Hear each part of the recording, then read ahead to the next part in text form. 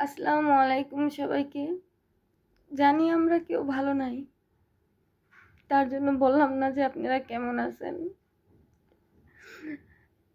একটা স্বামীর বুক ফাটা কান্না, এই জিনিসটা দেখে না অনেক বেশি খারাপ লাগছে। বিশ্বাস করেন যে সে বলল তার স্ত্রী ওই স্কুলে, মাইলস্টোন স্কুলে শিক্ষিকা ছিল, তারপরে উচ্চ পর্যায়ে তার প্রমোশন হয়েছে। তো সে শিক্ষিকা, সেদিনকার ঘটনা আর কি, যখন এই দুর্ঘটনাটা ঘটে ওই ভবনে, ওই শিক্ষিকা বাচ্চাদের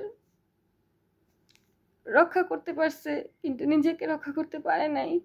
অনেক বাচ্চাকে রক্ষা করতে পারছে।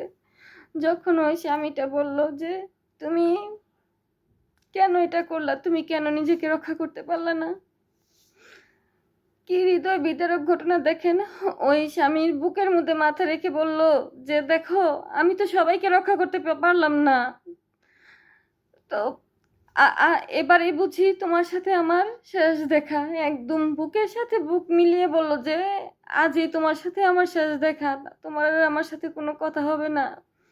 ঠিক এটাই হলো যে 1 ঘন্টা পরে ওই তার স্ত্রীকে হারালো। 1 ঘন্টার মধ্যে তার যে আর্তনাদ, সত্যি পুরো বিশ্বকে কাঁপিয়ে দিছে। শিক্ষিকা কত মহান দেখেন। এখনো দুনিয়াতে অনেক ভালো মনের মানুষ আছে যে বলছে যে দেখো, আমি তো কাউকে রক্ষা করতে পারলাম না। কি বলবো, এখানে কোনো কিছু বলার ভাষা নেই। সত্যি আমরা শোকাহত। যত নিউজ ফিডে আমি যাচ্ছি শুধু এগুলাই আসে, এগুলাই আসে।